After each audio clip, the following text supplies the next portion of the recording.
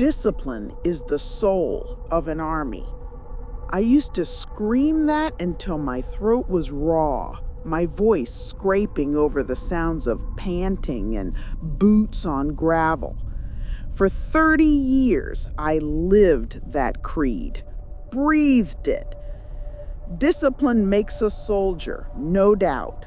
It also hollows you out, carves away the soft, pliable parts, until you're nothing but sharp angles and cold orders. Now, at 52, retired and adrift in a sea of civilian quiet, I'm trying to put the soft parts back in. My new life runs on a new set of orders, ones I wrote myself. I call them the generosity mandates. Sounds rigid, I know. Old habits die hard. Every morning, after I make my bed, with hospital corners so tight you could bounce a quarter off them, I consult the list in my 3-ring binder. It's tabbed and indexed. Today's entry, mandate number 1. Perform 1 unsolicited act of kindness to a stranger.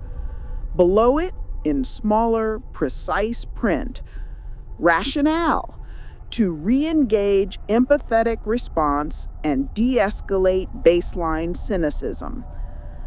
It's pathetic, maybe, but it's the only way I know how to attack a problem. And right now, the problem is me. That woman's face stays with me, the look in her eyes at the grocery store. It keeps bringing up another face, one I try to forget every single day. A kid named Brian, barely 18, all knees and elbows, with a tremble in his hands he couldn't hide. My job as his drill sergeant was to turn him into a soldier, and the first step was to break him. I remember yelling, my face an inch from his, spitting words precision engineered to shatter his spirit, to grind him down so he could build him back up into something useful. I saw the exact moment the light in his eyes went out. He just complied, became a machine. And as I watched him break, I felt nothing. A clinical assessment of progress. Another box ticked. That's the real shrapnel I carry. Not the things I saw in the war, but the things I didn't feel. It's like a part of my soul was amputated, and I was the one holding the damn saw. I spent 30 years sharpening myself into a weapon, and when I finally put myself down, I realized I didn't know how to be anything else. This whole intentional generosity project, it's my desperate attempt at physical therapy for a phantom limb. I'm trying to teach myself to feel again, one rigid, scheduled act of kindness at a time. I have to believe it can work, because a suspicion is starting to root, and it is the most undisciplined thought I have ever had. Today's act was simple, textbook. I paid for the groceries of the young woman in front of me at the checkout line. She had a baby in her cart, fussing and red-faced, and her card was declined twice. The shame and gratitude that washed over her face when I stepped in felt like a physical blow. I didn't know what to do with it, so I just gave a crisp military nod and walked away before she could say much. I sat in my car for 10 minutes afterward, my knuckles white on the steering wheel, trying to feel what a normal person would. Pride? Warmth? All I felt was the quiet hum of the engine and the sterile satisfaction of a mission completed. That evening, I was watching the news. A bizarre story. A freak power outage had swept across 3 states, originating from a single substation overload not far from my town. The anchor mentioned the exact time it began, the exact minute I paid for that woman's things. It was a stupid, insane thought, and I dismissed it immediately. But the seed was planted.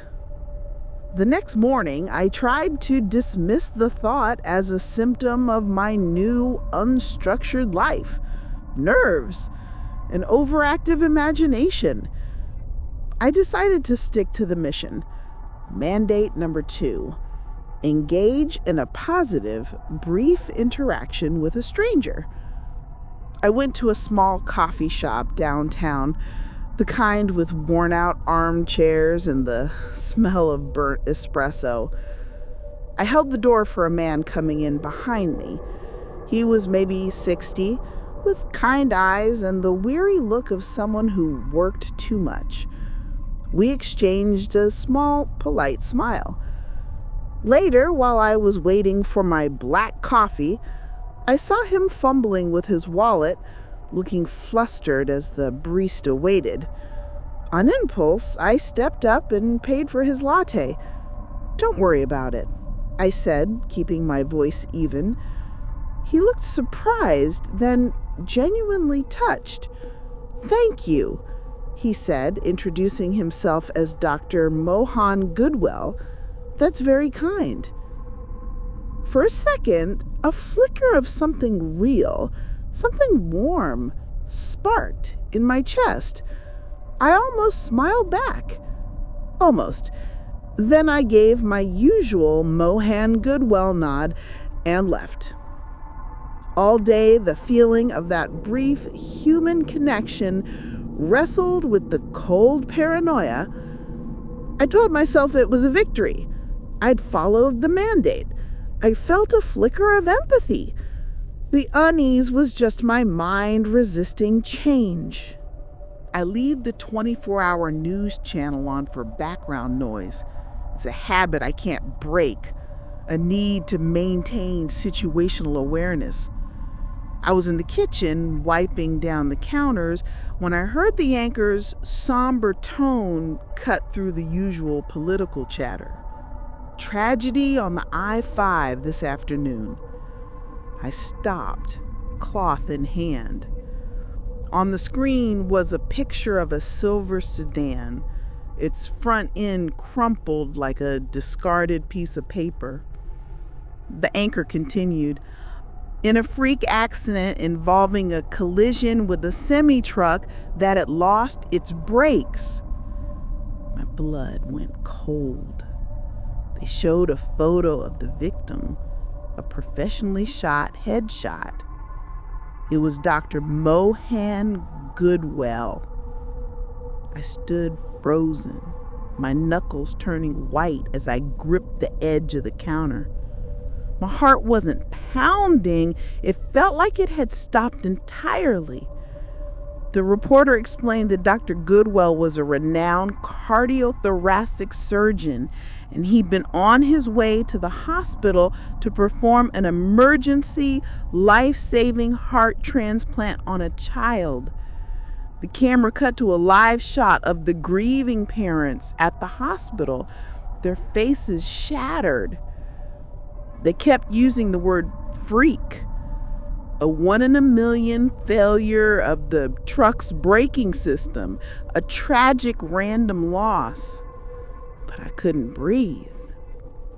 My mind played back the morning, the smile in his eyes, the warmth in my chest, the latte I bought him.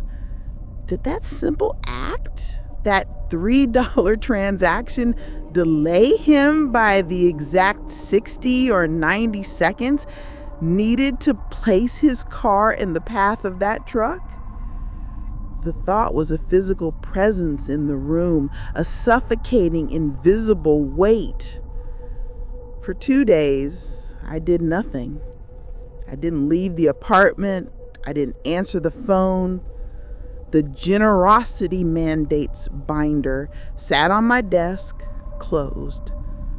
I was a soldier in enemy territory, frozen, waiting for the sniper to reveal his position. My logical mind screamed at me, coincidence, correlation is not causation. But the drill sergeant in my head, the one who survived by spotting patterns in the chaos, whispered a colder, more terrifying truth. I had to know. I had to run a diagnostic. On the third day, I opened my laptop and found a website for a small international charity that built wells in a specific remote province of the Philippines. It was as far away and as disconnected from my life as I could get. I created a control and noted the date and the exact time, 14:32. With a shaking hand, I made an anonymous donation of $50. And then I closed the laptop. My apartment became my command center. The news was on every screen, my television, my laptop, my phone. I didn't sleep. I just watched. The blue light of the screens painting my face, my eyes scanning the endless scroll of global events. For hours, there was nothing, just the usual hum of distant wars and market fluctuations. The logical part of me started to breathe a sigh of relief. It was all in my head. And then it happened. A breaking news alert flashed across the screen. Unprecedented undersea earthquake triggers massive tsunami in the Philippines.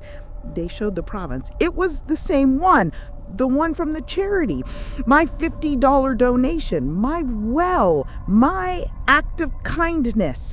The screen filled with horrifying grainy cell phone footage of a wall of black water erasing a coastline, swallowing villages whole. The death toll was unknown, but they were estimating it in the thousands. I leaned forward until my forehead touched the cool glass of the television screen. In the dark reflection, superimposed over the images of chaos and ruin, I saw a face.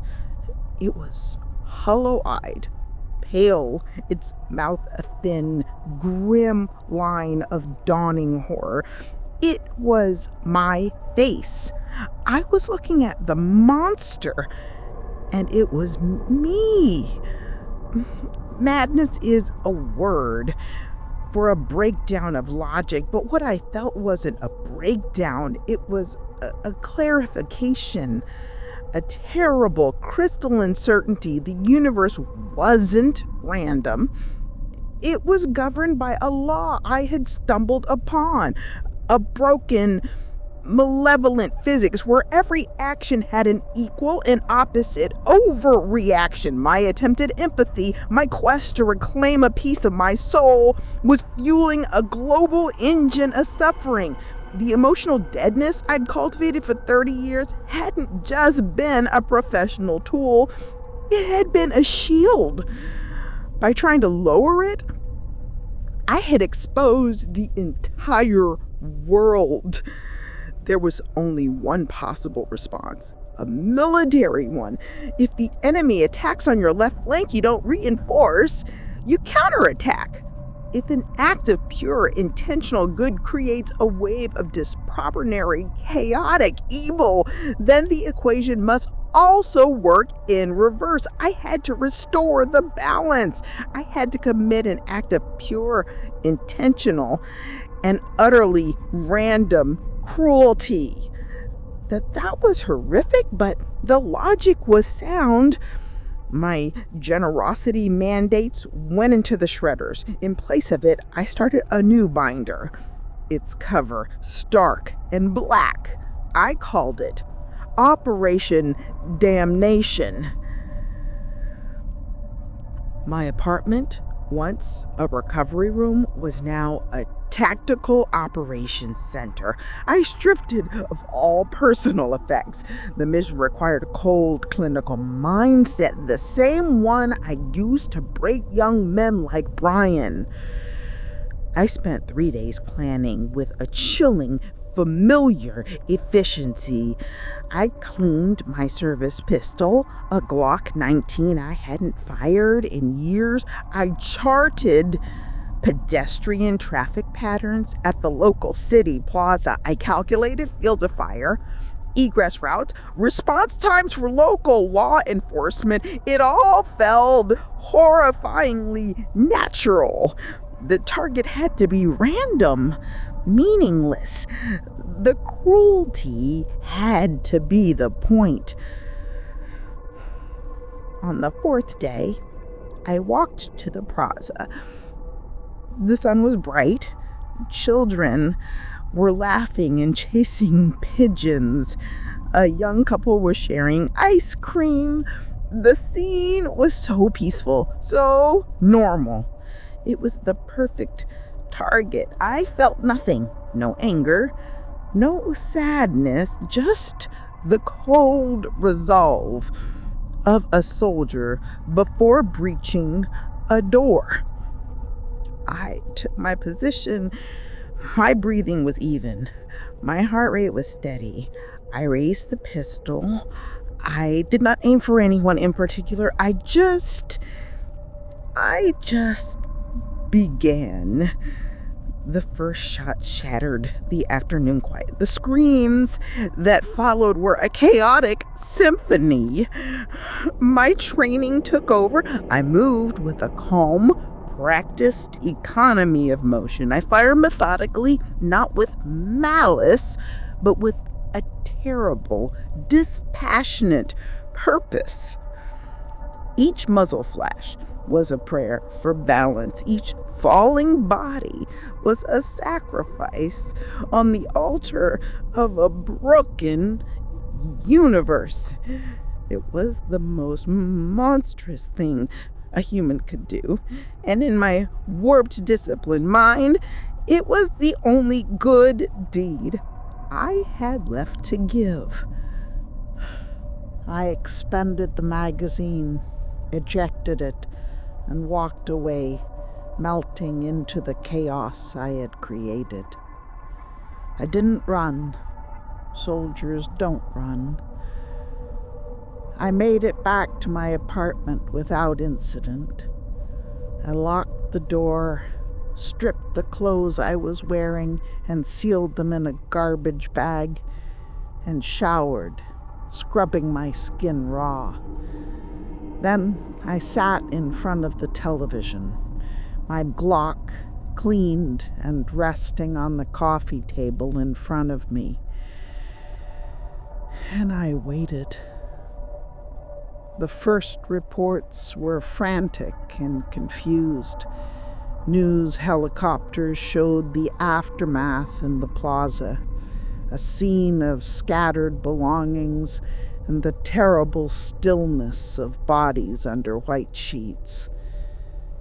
They spoke of a lone shooter, a senseless act of violence. The word they used over and over was random. I felt a grim satisfaction. The parameters of the mission had been met. Now, for the result. For hours, I watched as the story of my atrocity dominated the news. Then, slowly, other stories began to trickle in. A breaking news alert chimed. A massive international conglomerate, long suspected of funding terrorist cells, had its stock price inexplicably collapse after a server farm in Ohio suffered a freak fire. Then another alert. A brutal dictator who just launched an ethnic cleansing campaign had a sudden fatal stroke during a televised speech. In the Philippines, rescue ships previously delayed by storms, were suddenly enjoying clear weather, reaching thousands more survivors of the tsunami than expected. The final confirmation came just after midnight. A grim-faced intelligence correspondent came on screen, looking baffled. He announced that a man killed in the random plaza shooting had been identified. He was a quiet, unassuming accountant. He was also, according to multiple intelligence sources, the shadowy, anonymous mastermind behind a global terror network known as the Serpent's Hand. No one knew he was even in the country. His death had sent the entire network into a self-destructive spiral.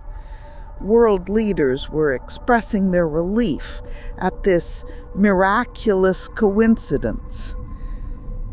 I turned the television off. The silence in the sterile apartment was absolute. My insane, horrific gamble had been right. My monstrous action had saved countless lives. My act of pure, calculated evil had unleashed a wave of unbelievable, unquantifiable good. The universe wasn't just broken, it was a sick joke. And I finally understood my place in it.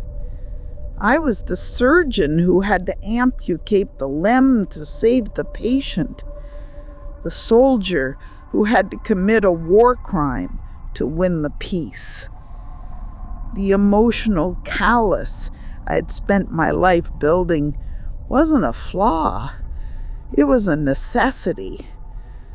To feel, to have empathy in a world like this was to be a weapon of mass destruction.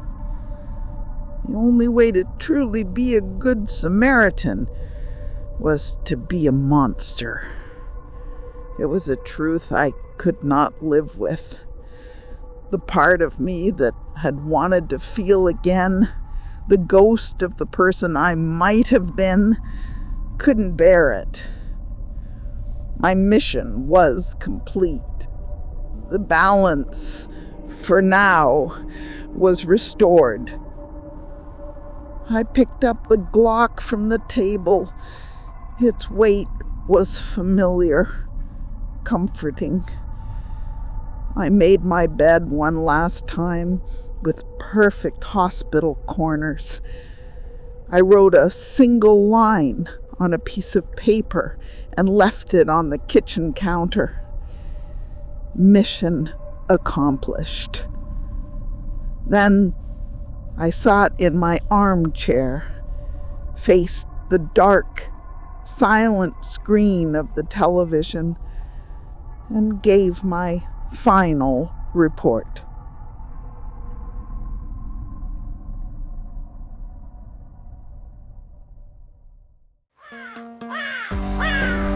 Thank you so much for watching or listening.